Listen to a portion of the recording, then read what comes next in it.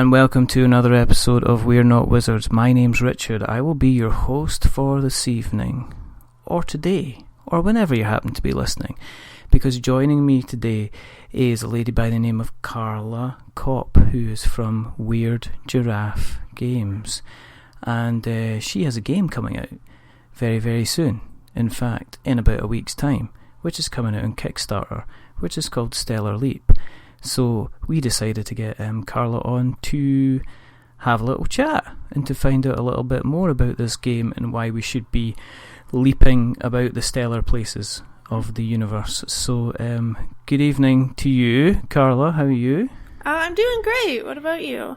I'm very, very well. I'm very, very well indeed. Now, for people who are joining us for the first time, thank you for joining us. The reason that we do this is because we simply don't think that there's enough podcasts out there about board games. And the other reason that we do this is because I'm interested to find out what a space game will be about when it's made by a company that's called Weird Giraffe. So that's why we kind of asked Carla to come on. But one of the things we like to do is we like to find out a little bit about the kind of the history, where you've come from in your journey to do with cardboard. It's not like America's Got Talent, because that kind of journey, I don't expect it to be full of horrible things and things like that.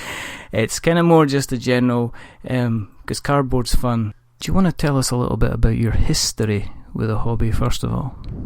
So, in college, I played a lot of Magic, so I went to a lot of board game stores, but after college, I had some friends, I moved to Huntsville, Alabama, where I didn't know basically anyone, but I did have one friend, Sarah, who was super into board games, so we started playing board games all the time.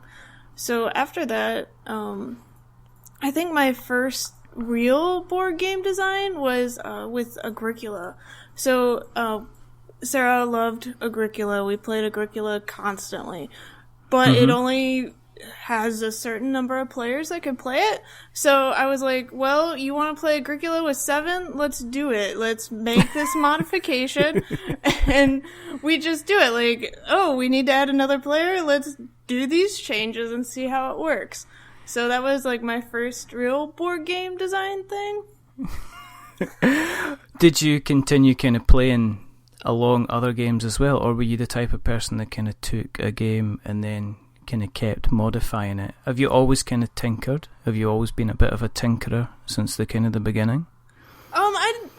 Not really. I've tinkered where I needed to, but a lot of games, the base game of Agricola, you don't need to really tinker with.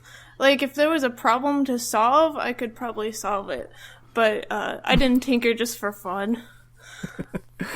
Do you have, what kind of other games were you kind of used to be playing with your friend then? Was there any ones that kind of stood out apart from Agricola that you really, really kind of loved? So we didn't play that many games. We had just graduated from college, so we didn't have, a lot of money. We played Catan constantly. I think Munchkin, but Munchkin got old really fast. Yeah. It was they had the space expansion, which I was yay, space. And then it just destroyed everything, and I didn't want to play it, ever again. I would be happy if I never played Munchkin again after that one game with the space expansion. Why do you think people still love it so much? Because I'm going to put my hands up here and say I've never played it. I'm physically actually putting my hands in the air for some reason, even though neither of us can see each other. But what kind of what do you think the attraction is behind it? Well, I think just people are different. I played Catan every day for probably a year, and I was completely satisfied with that. But if you wanted me to do that today, hey Carla, every day play Catan, I'd be no, I have other things to do. I know other games now. I'll play a different game every day for a year. That sounds like a fun challenge. But I think when people don't know what else is out there, you can just be satisfied playing the same game if you only know 2 games. What would you change about Catan now? Because this sounds like somebody who loved it. I guess it's almost like feeding you apple pie every day for like 3 years, and then going away for a couple of years and coming back and saying, you really like apple pie, would you like some apple pie right now? And you're just like, no, I am sick of the apple pie. What was it, if you had to go back, say I'm like, say, okay, here's your choice, okay, you can have what's in the box, or you can have another game of Catan, but you get to change any type of Catan part of it that you would want to, with your game design type head on. What is it you would change about Catan then? So I haven't actually played any of the other Catans, so I don't know what's been done and what hasn't. But that being said, so this kind of goes into Stellar Leap. Because Stellar Leap is kind of a Catan-ish game, so what I did in that was I added variable player powers. So, if you could, like, so in Catan, you roll the dice and you might get resources or you might not. But I would add in some variable player powers, so like, oh, okay, it's my turn, I can manipulate the dice in these ways, so I'm gonna make my choices on the numbers I'm gonna go around, based on the power I have to more increase my chances of actually getting resources. I would play that game. I'd have to say I would play that game. We moved away from Catan. You are continuing to play. Is there anything that you just kind of caught your eye kind of quite recently that you have continued to play, continue to like, up until obviously you started getting involved in the Stellar Leap type of thing? Well, I've been doing Stellar Leap for about almost a year at this point. Okay. But what games do I like? I really like The Great Dinosaur Rush is amazing. I love dinosaurs, and in The Great Dinosaur Rush, you are getting bones of dinosaurs. Like, there's different phases. So, like, you're getting bones, and then you have the creation phase, and you have to create a dinosaur out of the weird bones that you have. So, this is, like, the only creative game that I have ever enjoyed, mostly because you get to create weird, crazy dinosaurs. So, how long, okay, so is it, tell us a little bit more about that. So, you basically, is it all about you dig up the bones first of all, or you get the bones and then you have to decide what you're kind of going to be building? How does it work? Is it a card game? Is it a dice based game? What type of game is it?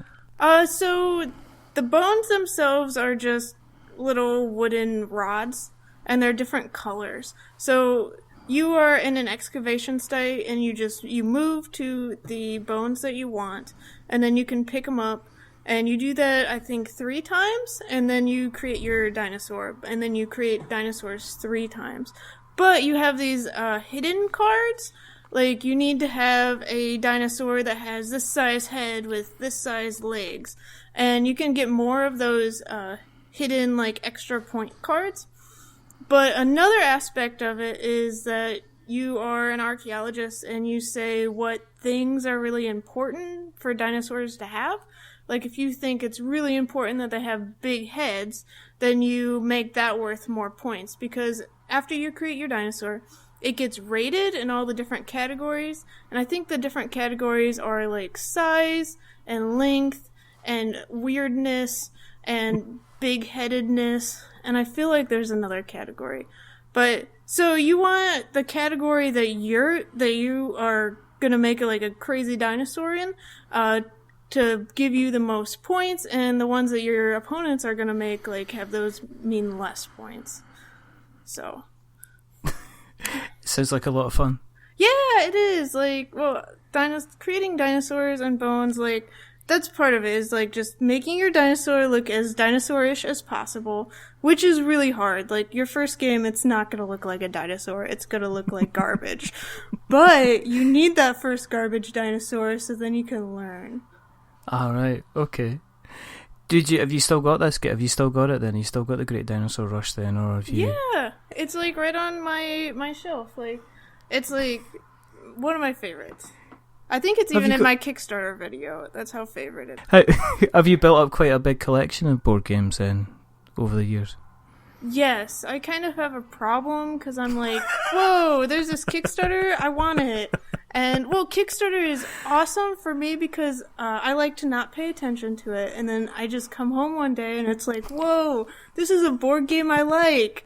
Thanks, past me, for getting this for me. It's kind of like having a Christmas Day that you didn't realise was Christmas Day, and then having it all kind of turn up, and then it's not like opening up something from like an auntie. It's like opening something up from maybe somebody who really knows you quite well, like an old friend, and they go, "You're really gonna like this," and you open up and you're going, "You're really, really right. I do kind of like it." Do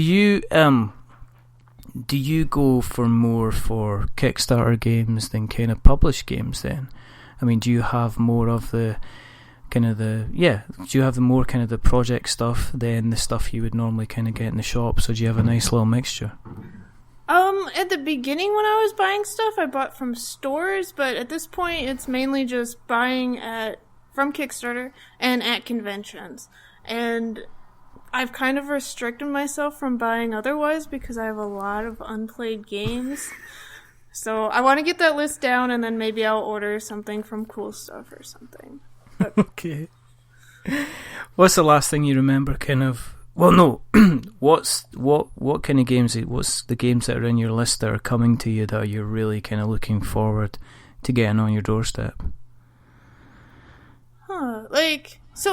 Like I said, I try to buy and forget, but I think Dinosaur Island. I don't mean to be like, hey, I like dinosaurs, but Dinosaur Island by Pandasaurus is coming out, and it should be like a dinosaur theme park. I've heard it's really good. Yeah, we've got John Gilmore's coming on the show at the end of the month, so thank you for mentioning that because we can give a quick plug. But yeah, John is going to be coming back. John was on a little while, and yes, Dinosaur Island looks fantastic. It's not just the mechanics they've gone for, because they are essentially going for Jurassic Park, but they've gone for like a 1980s day-glow colour scheme kind of vibe. You know, it's the type of thing you would see in a kind of a 1980s dance video, the kind of the colours, the leg warmer kind of colour scheme. It's absolutely... kind of fantastic. Yeah, I'm kind of looking forward to that. Have you also seen, alongside Pandasaurus, have you seen Wasteland Express Delivery Service? Has that kind of piqued your interest at all? I saw it at Gen Con when I was there, but I didn't look into it because I was trying not to look into games because I might buy them. Is it that bad, Clara? Is it kind of, I'll just pick that up and I'll just have that?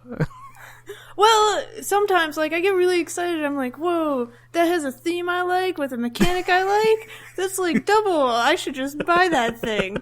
But I have an unplayed pile, and my goal was not to buy anything until I played through it, and I have failed spectacularly at that.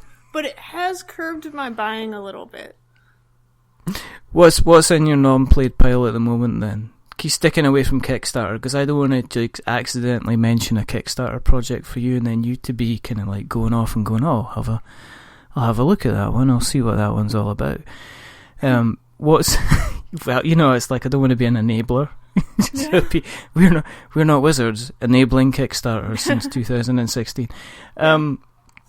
What is it what's in your, if you turn around and look at the top 5 games that you haven't played, could you do that? Just look at your shelf and say, here's 5 games I haven't touched.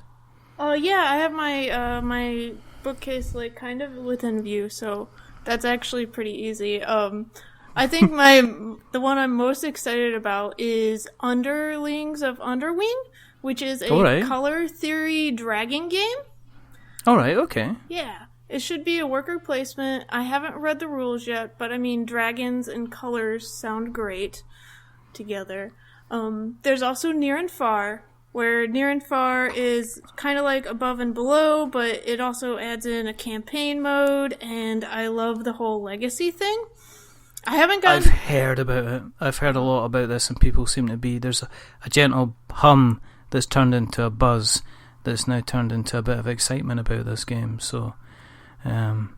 Sorry, you were going to say the legacy. The legacy aspect is quite cool, you were saying. Yeah, but with the legacy aspect, with a legacy game, you have to get a group that you know can finish it and that you're going to enjoy seeing every week, like couple times a week. So I have to make that like super group.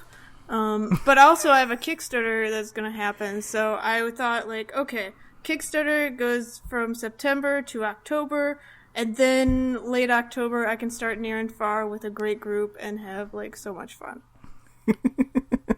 What else have you got kind of in that list that you have to kind of get to the table then? So I like escape rooms a lot, and they actually have escape room board games. So right. I'm hoping that maybe next Saturday can be my escape room board game day. I have at least 2 of the unlocks. I got like the one with the plane and the one without the clown, because the clown, like, I don't need things with clowns that are in my house. I'm assured that, like... That sounds like a whole other story. No, like, that's just, like, a personal preference. Like, okay, do I need this thing that has a clown face in my house? And I always say no. No, I do not need this clown in my house. I've never seen it or anything with clowns. It's just, you know, personal preference. But I actually heard that the unlock with the clown is actually the best one, the one you should play first, so I'm going to have to actually buy it. And it will be in my house for a finite period of time until it's destroyed. So I guess it'll be okay. There's definitely not a you're not lining up to be first in queue to buy tickets to the circus kind of vibe that I'm kind of getting here. No, like, well, I like circuses because I like the elephants and stuff, but I don't tend to go to circuses. I could, like, just see the elephants from afar, I'm fine. But there's... Yeah. Sorry, you were saying? So there's also... So I have the 2 unlock games, but I also have the Escape Room in a Box, which is, like, a werewolf one, and that was, like, a Kickstarter. I think I backed it, like, 2 years ago. And I'm, like, super excited because this escape room game, you can actually... There's, like, a refill kit, so you could give it to somebody, which I think is really cool because... So, one day, I coordinate some stuff at work because sometimes I don't like it when others make decisions for me. So, we had this, collaboration event, and I was like, we can all play an escape room board game. So I ordered 20 of them, and... we all played a lot of escape room board games. But then I went and I, like, recovered all of them from the trash because I was like, no, you can't throw away a board game. No. Did you rescue them? Did you take them for a home of trashed board games then?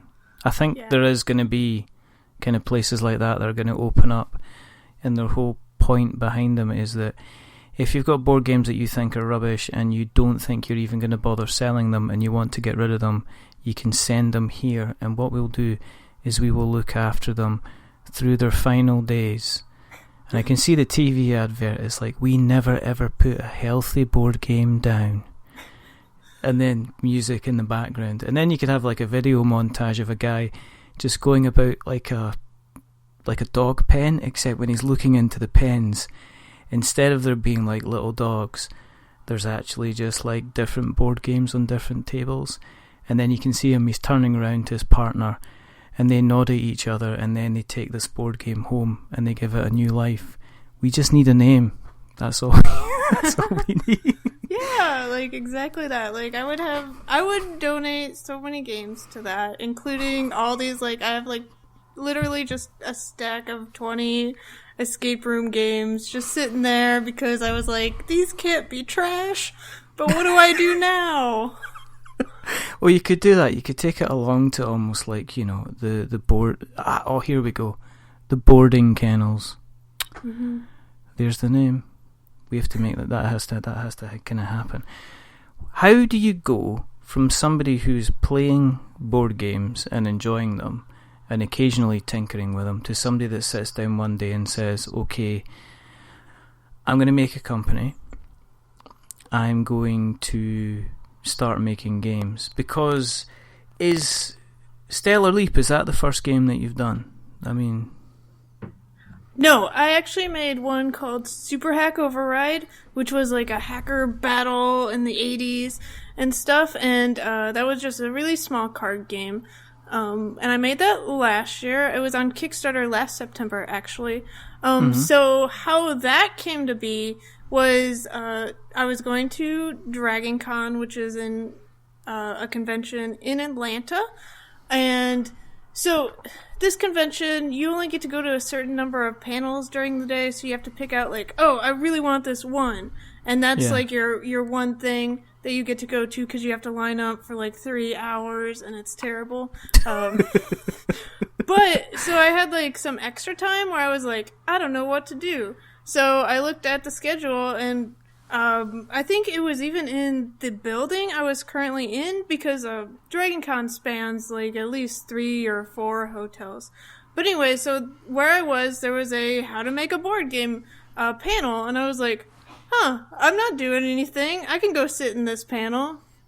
And I went there, and I was like, and they gave like a bunch of good tips and stuff about how to make your board game, and I was like, whoa. It's actually not that hard to make a board game, right? You just need note cards. That's what they said. Just use note cards. They didn't go into a lot of depth. It was mainly like just how to prototype and stuff, but like I was really motivated by that.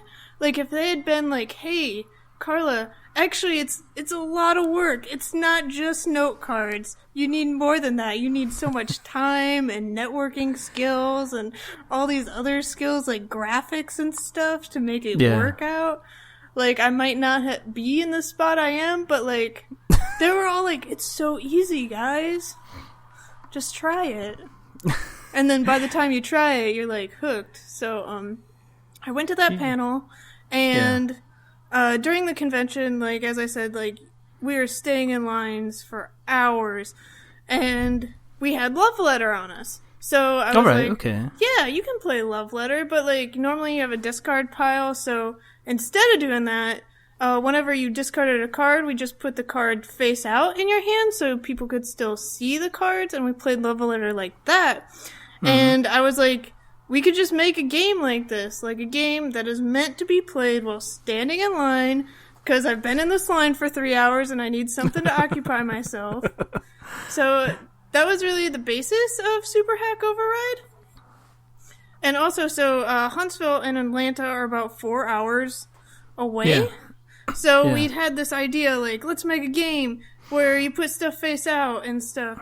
But then we had the 4-hour drive, so we just, the people I was with, it was me and my husband Nick and my friends Brent and Elise, and we just brainstormed for like 4 hours about this game that later became Super Hack Override. How did the Kickstarter do then? It did really well. So the goal was 1,500, and I ended up making about 6,600.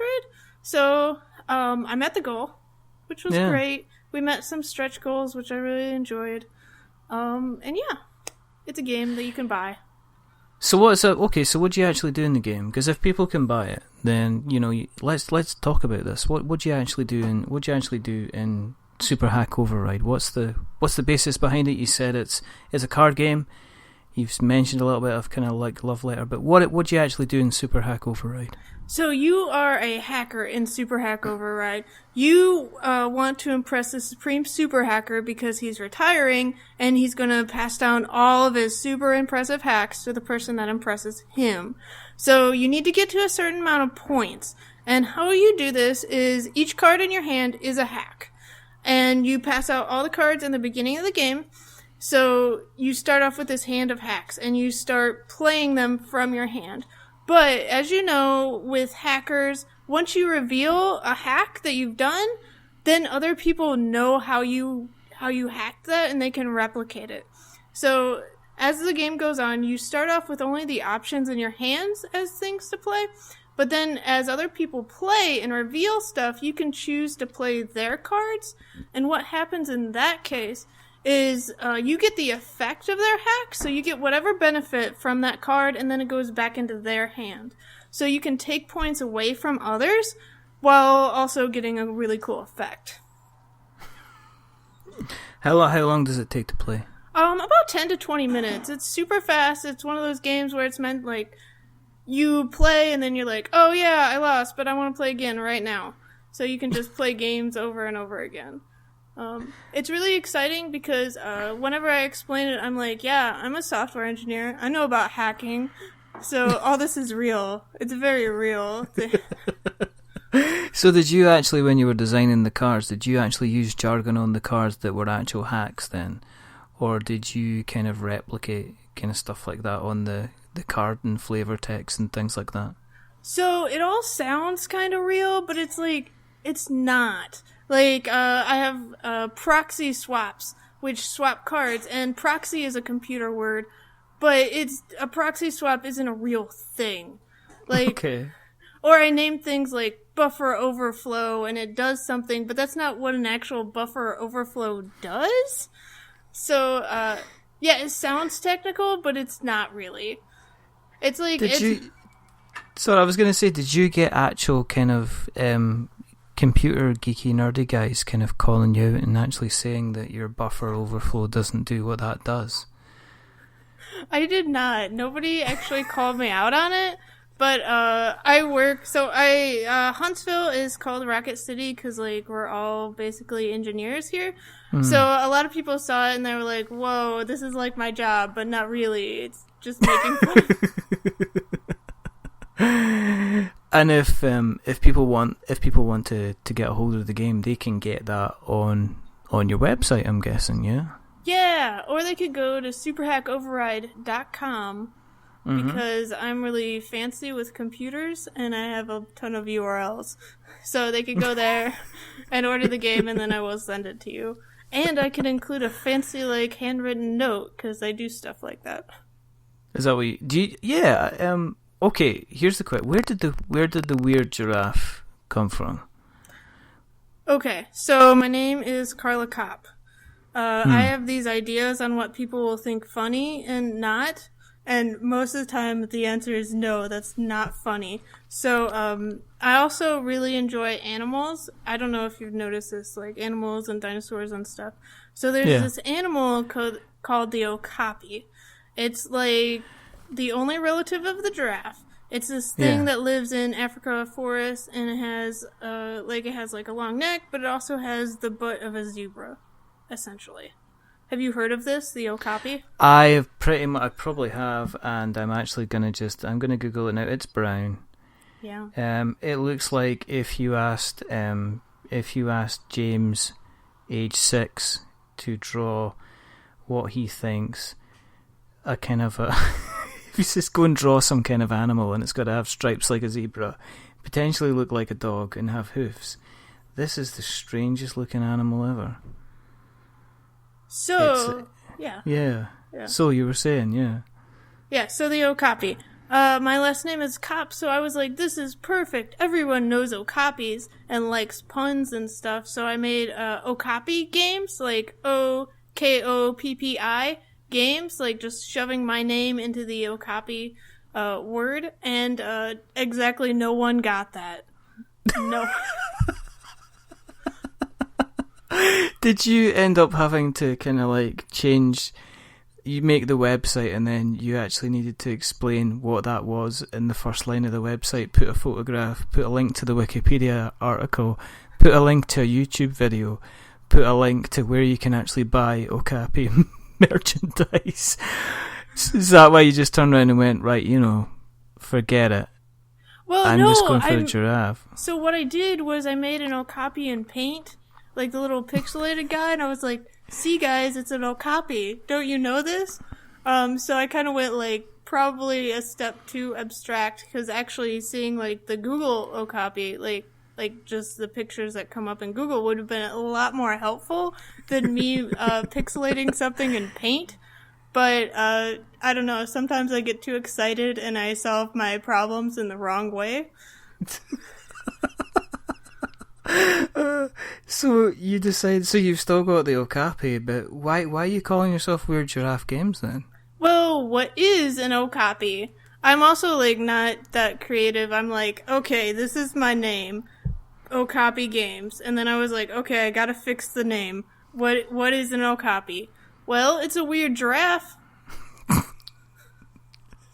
So there you go. So you have something which is like pretty much dark brown with stripes as the logo, and there's no actual spots of a giraffe. It's brilliant. I think it's fantastic. I think you should have stuck with okapi, and then if people didn't know, you should have just said, well, why don't you know? Everybody else knows. You're the first person. You're the first person that's ever told me they don't know what an okapi is. You need to go and you need to go and broaden your horizons, if you don't mind me saying so. So, Super Hack Override. How long was it before you kind of released, between you founding or using proper grammar, before you founding kind of Weird Giraffe Games and then you getting to actually release kind of Super Hack Override? Did it all happen at the same time? Were you playing about with lots of other games before you decided? I mean, what came first? Was it the Weird Giraffe or the Super Hack Overdrive kind of thing? It was Super Hack Override, which is another weird thing. Like, for some reason, people say Super Hack Overdrive a lot, and I haven't been able to figure out why. But I don't know, maybe because people like cars or something. But we after that one drive back from Dragon Con, there was like a 3-month period where I didn't do anything, and then one day I was like, that guy said that designing a game was easy, and I have this idea, and I have this pack of note cards. So I did the whole note card thing, and I made people play with me, and then, it kind of worked as a game, and I was like, whoa, I made something. I should make this better. So we started, researching, what you need to do to make a game. So then the company happened. Did you ever meet that gentleman again that said games making was easy? Have you seen him since, or are the police still trying to find him? I have not, but I've also not been to Dragon Con again because, I have better things to do, and it's also really hot, and it was kind of traumatic that last year that I went. So, right. Just cross that off the list. Go back to... No, we're not going anywhere near anything that's got the word dragon in it at all, if you don't mind. So, Super Hack Override did well. I mean, it's 5 times the funding goal for your first project's pretty. I mean, that's pretty decent. That's a good result. You get the bug, you get the game out to the backers. Are you already by that time working on Stellar Leap, or was it the difficult second album? Did you have a pile of other games that you were working on before you decided to go down the road of the Stellar Leap? So while I was fulfilling Super Hack, I believe that fulfilled in March 2017. But so we have this thing. I live in Huntsville, and basically everyone goes on vacation in December. So work happens, but it doesn't. So it was December of 2016, and I was like, whoa, I have this idea for this other game. Let me try it out. And I went to Word, and I printed it, and I did the whole, playing it out, and I was like, whoa, this is a game. I should continue with it. I don't know. I'm always, surprised when I'm like, this is the first prototype, so it could just fail. But then it's like, whoa, this is playable. That's cool. Do you find that because of your day job, of doing computery type things, that you look at things in a kind of a logical fashion, as opposed to maybe... I know that creators go through different things. Somebody will look for a theme and then look at creating a game around it, while other people that are more kind of, maybe they're a fan of their Euro games, will look into mechanics and then fit a theme on top of that. So what would you say you are kind of more like? So I think that I come up with mechanics first and then theme, but usually it's oh, this is a cool mechanic. Oh, this could go with the theme, and then it's oh, this is the game. I don't start... It's not oh, this is the first thing that happened, and this was the second. It's this is the game. These 3 or 4 things together, and I will go from there. Do you have a particular style of artwork that you're trying to go for then? Because I'm looking at Stellar Leap just now. Are you trying to go for like a similar art theme throughout the games that you're going to create, or are you trying to diversify between the ones that you do? So one thing I really like are neon bright colors, and those are in both of the games. I also really enjoy accessibility, so being able to differentiate the colors regardless, like even if you have this kind of color blindness or this kind, but like when you're trying to do the accessibility, like the bright differentiated colors are kind of what results. So I think all my games will have like that bright neon-y feel. It's like being in a 1980s party with you then. When you're looking at say Stellar Leap and even like, you know, Super Hack Override beforehand, did you go out and play test it to a lot of people before you decided to take it further? I mean, with Stellar Leap, has it gone through a lot of play testing? Have you involved I know you've mentioned obviously your husband Nick. Is it something that you and Nick would sort out together, or do you put it out into kind of like local game groups and stuff like that? So yes, before we go into local game groups, I play it over and over with Nick to make sure like it's actually playable and enjoyable and get out all the major kinks. But then yeah, I definitely go out into the public. I have a local design group that meets at like every other Monday. So I bring designs to them and they play test it and give me more feedback and stuff. But then I also have a monthly thing where I invite like the community to come out and play test. So I have play tested Stellar Leap for at least 9 months at this point. Yeah, a lot of different feedback from people. I think like the best place to play test, like after, well, like getting different people from the community was really helpful, just to know that, hey, yeah, people that aren't my husband enjoy this game too. That's important. Getting like strangers and stuff to be like, hey, I'm Carla, I made this game. Tell me everything you hate about it. And then if they don't have that much, it's like, okay, this stranger enjoys it. Stranger. I hope you find their names out and don't just go around calling, okay, stranger, and just actually find out what they're called. Because otherwise that'd be rude. That's probably why you're getting bad, if you are getting bad feedback. Maybe name badges. No, I definitely, yes, I do find out people's names. Because, like, well, one thing about meeting new people is, for some reason, people like it if you say their name. So, like, you learn somebody's name, and then you, like, say it at them a bunch of times, and then they like you more. I feel like there's been a study on this. But also, I am terrible with names. So if I do that, if I'm like, hey, you, like, hey, Ben, and I just, like, keep on repeatedly saying, like, Ben, like, then I will remember them, like, as Ben. So it helps me remember, because it's like when I see them again in like 6 months and I remember their name, they're like super impressed, and it's really because I just mentioned it like 10 times. So you've kind of learned it yourself at the same time. Yeah. I don't know, I think I'm more terrified of mispronouncing somebody's name incorrectly. When we did the episode with Mark Neidlinger from Orange Nebula, I must have went through and tried to pronounce his name about 15 times, just in case, because there'd be nothing worse than kind of completely messing up somebody's pronunciation of their name, and then at the end of it, they get to the end of the episode and they go, it's pronounced this way, you actual idiot. I'm just looking at, well, okay, Stellar Leap is a space exploration game for 1 to 4 players. What's this all about then, Carla? Okay, what do you do? How do you play? So it's a space exploration dice game. It has hidden traits, variable player powers, and game-changing events. So you start off the game, well, during setup, you set up the dice cards because they go from 1 to 6.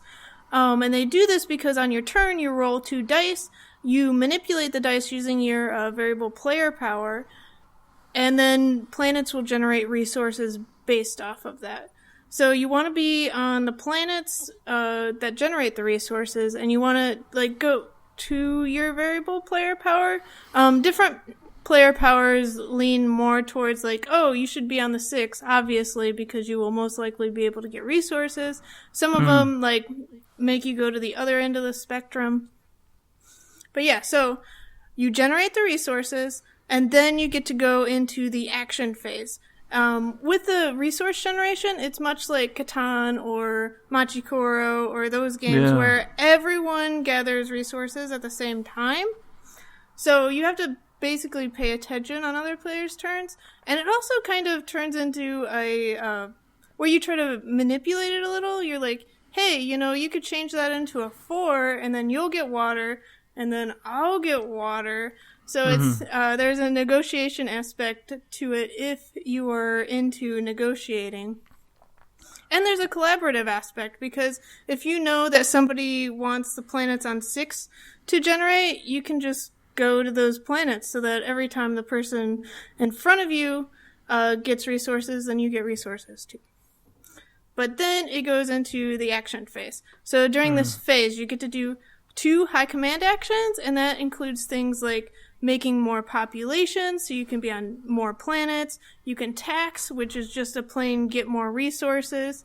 You can discover planets or asteroids. So there's 2 kinds of planets, which are the safe planets, which are, really easy to get to. And then there's the dangerous planets, which are a lot harder, and they require more fuel to get to. So you choose which one you want to do. You draw 2 cards, and then you place it in whatever column that you want. If you get an asteroid, you can then go into your division actions. You have 3 different division actions you can do. Yeah. And one of them is mine.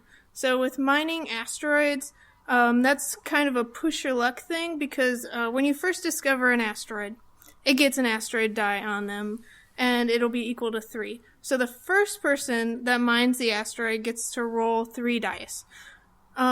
Based on the highest die rolled, so it's a d6. So if they get 6 rolled, they get 6 resources plus whatever the asteroid says, and which is a lot of resources. You can get, I think the high number is 5, so you can get up to 11 of a certain resource.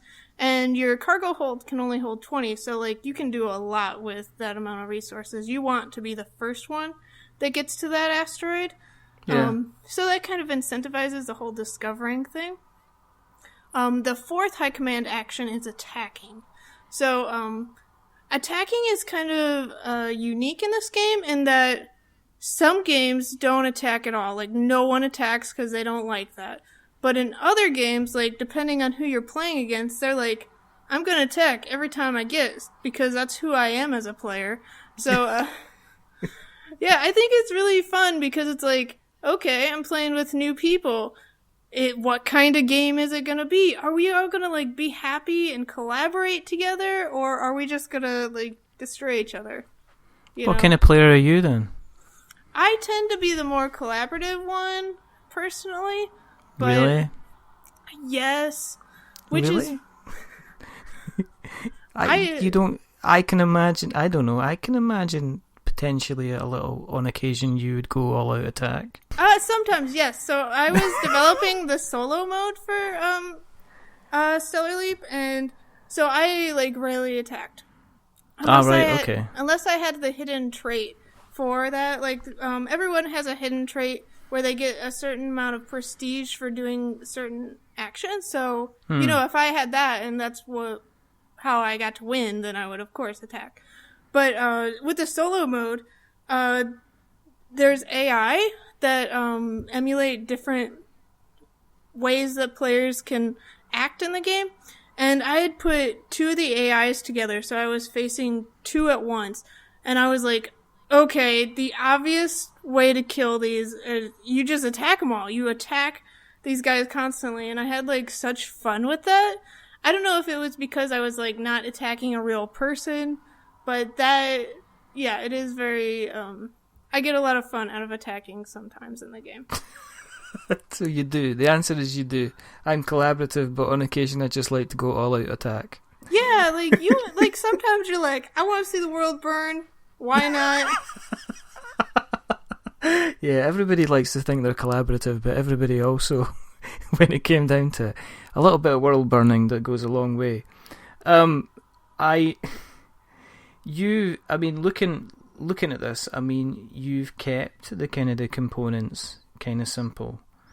Was that kind of keeping in mind trying to keep the kind of the overall target quite low? Is that why you did that? Or, you know, what kind of drove your decision to kind of keep the funding level to below 10? I mean, it's below $10,000, isn't it? Yes.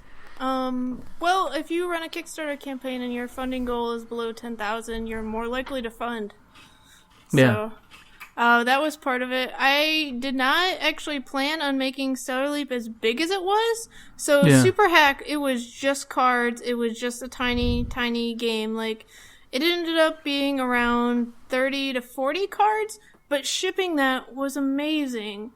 Like, you could just send it off from China, and then you don't have to do anything. So I was like, okay, my next game, I want it to be slightly larger, but not too big. Not real big. But I kind of overshot that by a long shot. Like, I put way too much in the game. You've got, you've got meeples, you've got a couple of meeples, you've got 16mm dice and 12mm dice.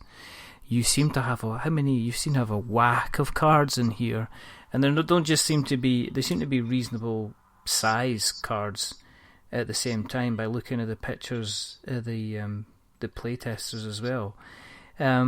Did you get to a point where you went from kind of thinking, I'm going to do stuff which will service the game, to the point where you're thinking, well, actually, if I've come this far, I might as well really start to make the game that I'd really want to make, as opposed to just mechanically getting by?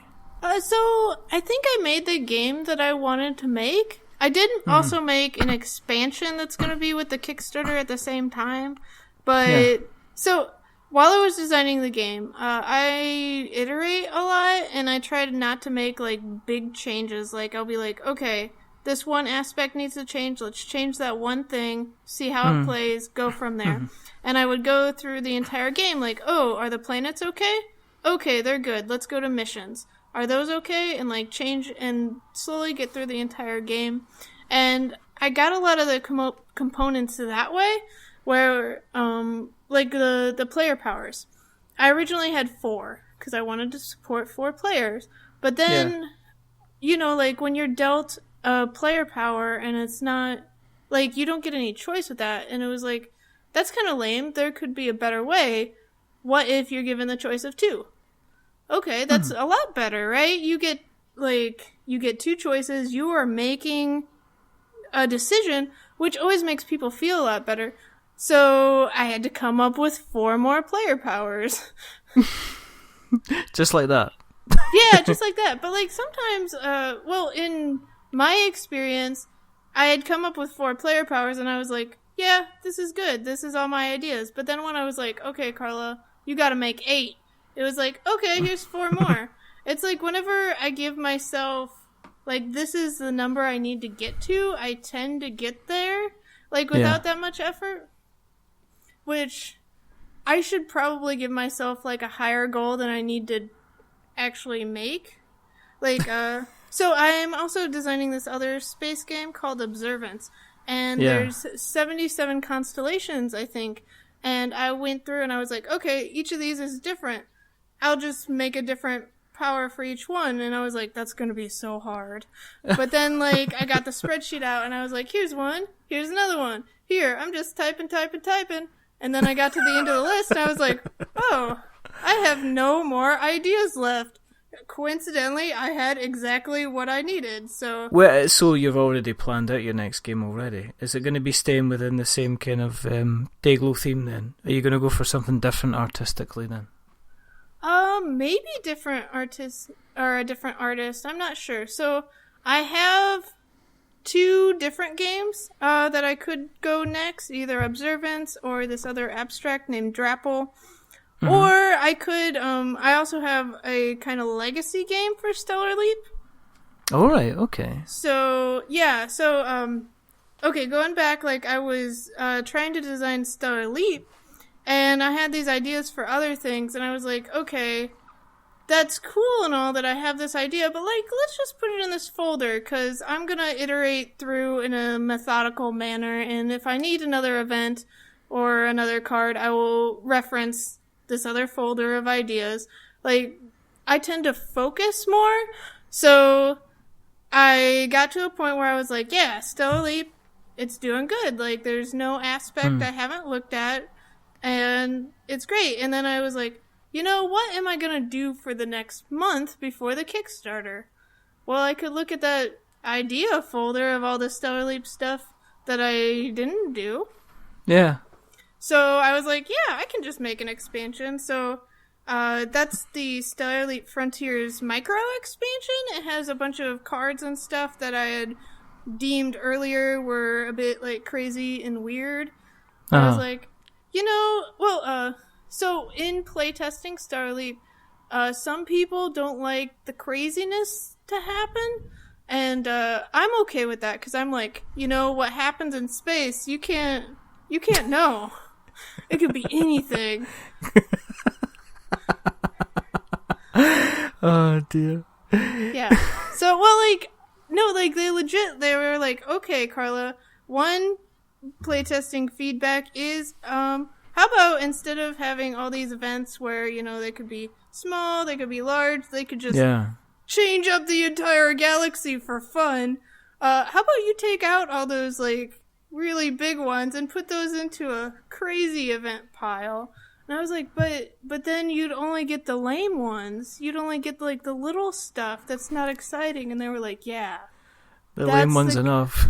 Yeah.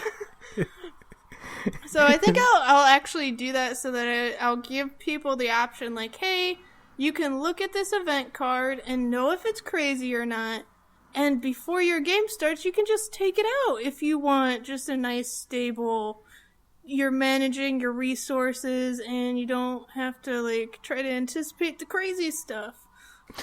I mean, speaking of, I guess, not crazy stuff, but how much is a game gonna cost you if you're gonna be pledging for Stellar Leap? How much you gonna be expected to put down to get your hands on a copy of the game? So if you're in the U.S., it should be $39 straight. I think for other countries, there's a $10 shipping. Yeah. I believe. I haven't looked at it within the last couple hours, but you just sometimes go back and it, just check it's there. Yeah, just yeah. Basically. So, well, who knows what changed? I hope nothing did. But if you've ever run a Kickstarter campaign, you might be like, "Whoa, I added something, but it's not on the page anymore." But you know that happened to me earlier this week because I was like, "Okay, I added a bunch of text. I screenshot it so I knew that it happened, and then I went back to, like, update the text because I had, like, posted on Twitter. I was like, Twitter, fix this. What do you think should change? And people were like, Carla, you're bad at stuff. Here's what you should change. And so I went back to edit it, and it was gone. And I was like, but Kickstarter, why? But, so that's the thing. I screenshot it, so I was able to put it into, well, I just Googled, I was like, image to text, and then I got the text back that way, so I didn't have to actually retype it all, because I was, like, super sad. I was like, but I typed that all. I don't want to type it again. Is there nowadays as much work to go into the Kickstarter campaign page as much as there is kind of, like, on the game itself?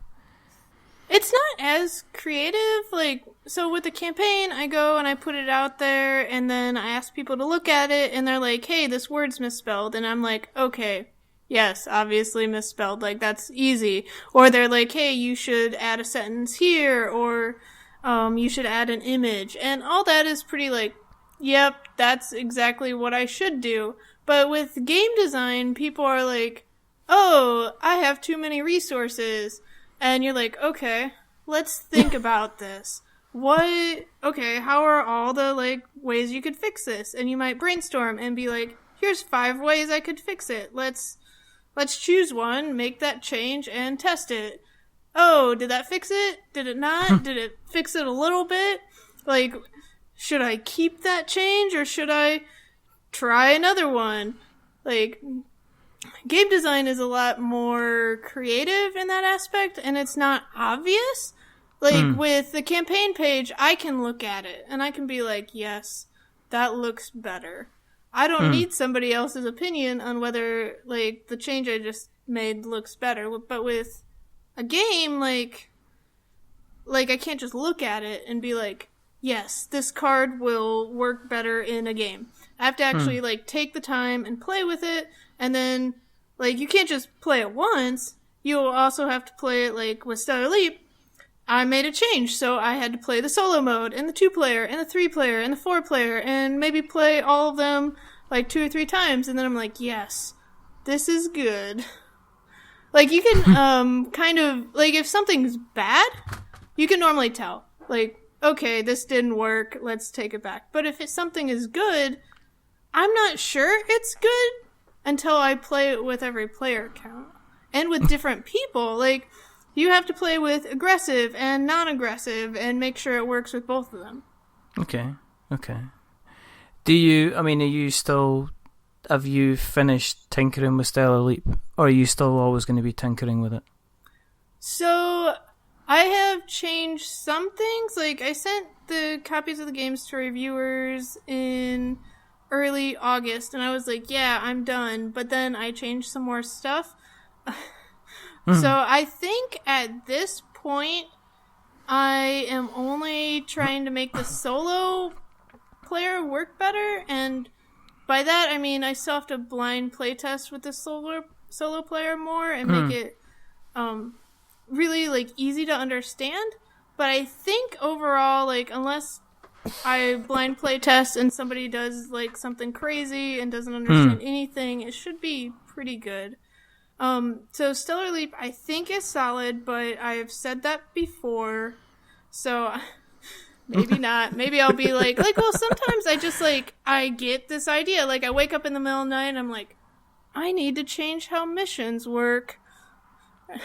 And so I go and just go off and change the whole thing.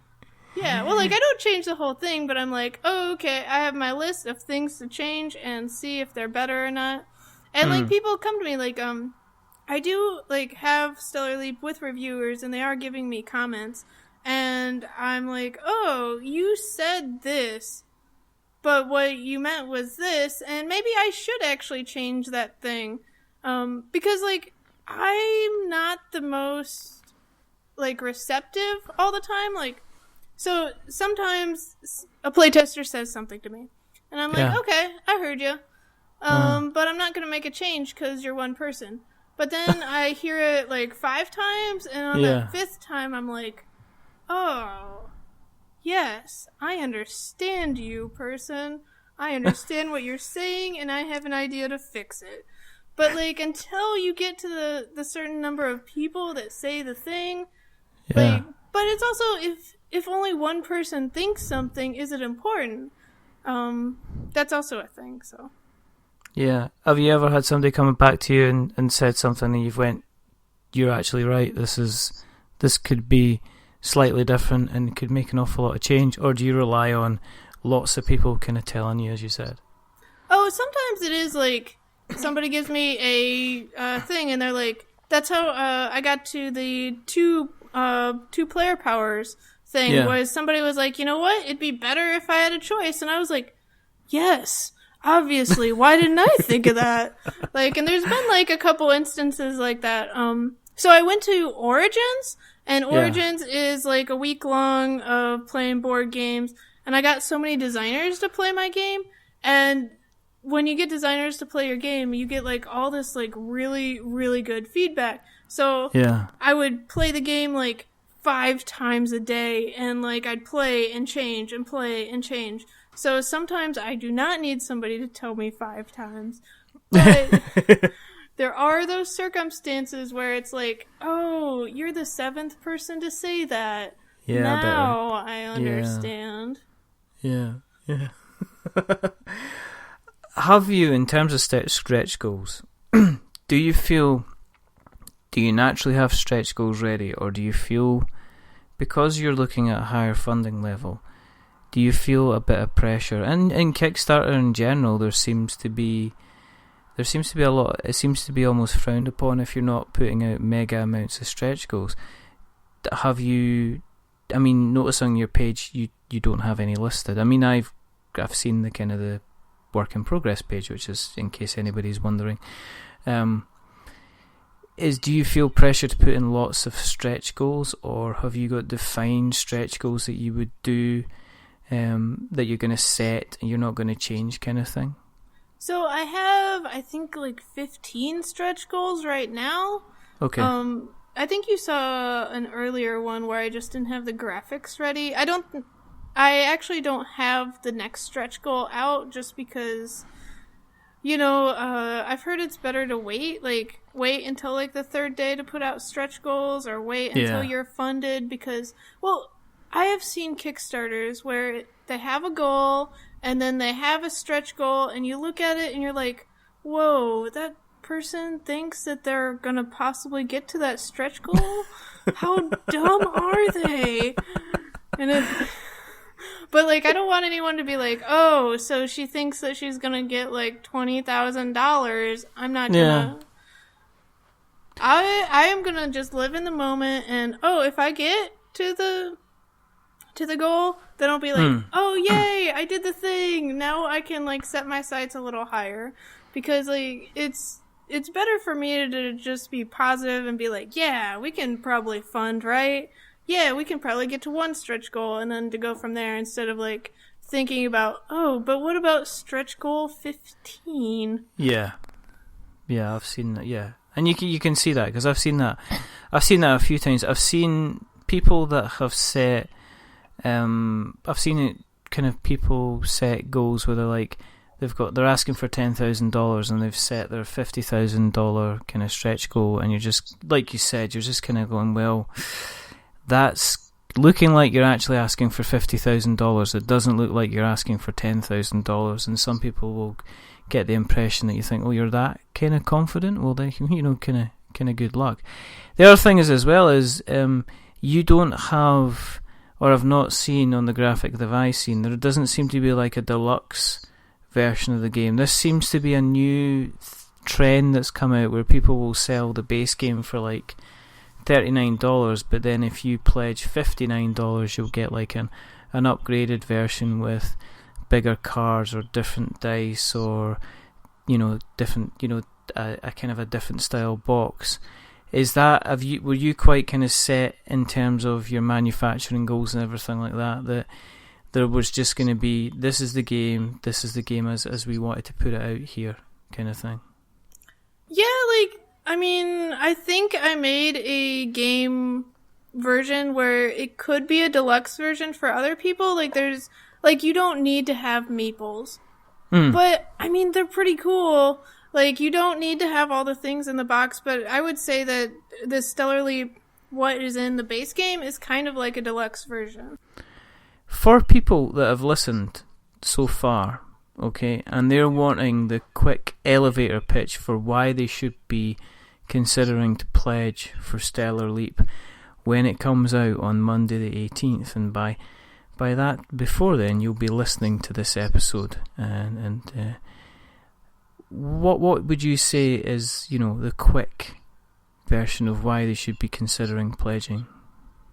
Okay, so Stellar Leap, it is a space exploration. It's kind of a 4X game, but it plays in much shorter time than a 4X game. It plays in about an hour. It has variable player powers, hidden traits, and game-changing events.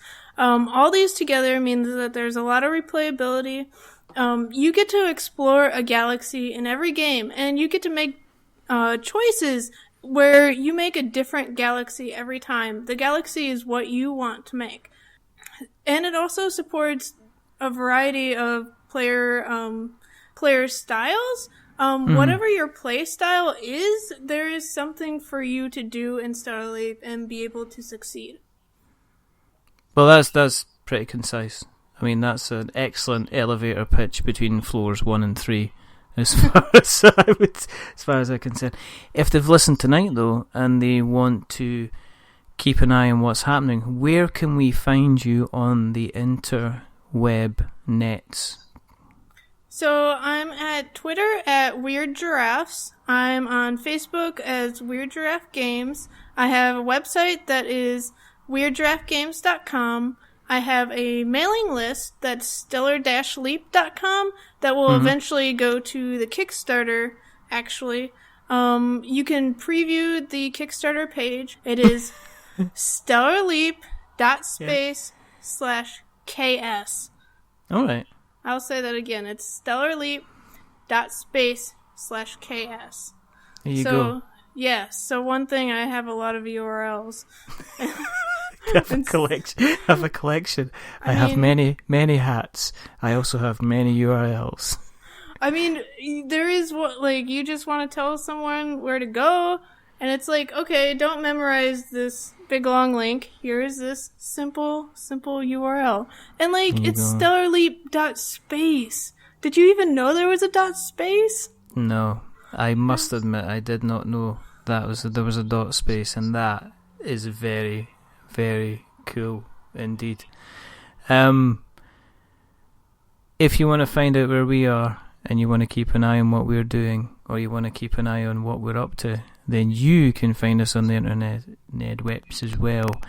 So if you go to Twitter, you can search for us on We're Not Wizards. If you go to Facebook, We're Not Wizards. If you go to YouTube, if you search for We're Not Wizards Tabletop, you will find us there. You will find us on Stitcher, you will find us on Spreaker, you will find us on Acast. You can email us, which is magic@we'renotwizards.com or .co.uk. If you like what you've heard tonight, and Carla has been a fantastic guest, then jump onto Apple Podcasts. We continually surprised at the number of people that are kind of rocking up to listen to our little show. We appreciate every single one of you. If you do like what you've heard tonight, then please feel free to go to Apple Podcasts and drop us a review. As we say, when you're dropping us review, don't give us a 10, because that'll make us big-headed, but don't give us a 1, because that'll make us cry. Give us a 5, because it's in the middle, and it's average, and we're a bit average. But the person who hasn't been average tonight is the rather wonderful, the rather fantastic, the rather stellar guest. There you go, which is Carla Kopp. Thank you very, very much for being on. It's been a lot of fun, and it's interesting learning about it, and best of luck with Stellar Leap when it comes out. Well, thank you, and thank you for having me on. I've really enjoyed this. It's been good fun. There are only two more things to do. The first thing is to remember that we are many things, but we're not wizards. Are we wizards, Carla? We're not. Absolutely not. We are doing two things. We're either going to go and hack ourselves a little mainframe and show the big man what for, or we're journeying through space, exploring planets, gathering resources, collaborating with people, or occasionally showing them what faces our phasers are set for.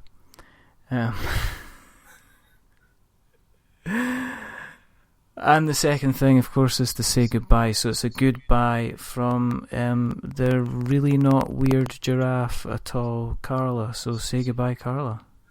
Bye, everyone. Thanks for listening. I really appreciate it. And it's a goodbye from me. Remember, stay safe. Roll sixes. We will be putting all of the links that Carla has mentioned tonight in the show notes so that we have notes to show. But if you're interested in a 4X game that isn't going to rob you for 8 hours of your life like Twilight Imperium or Eclipse, then maybe you need to take maybe not just a leap of faith, but a stellar leap as well. But until the next time, goodbye.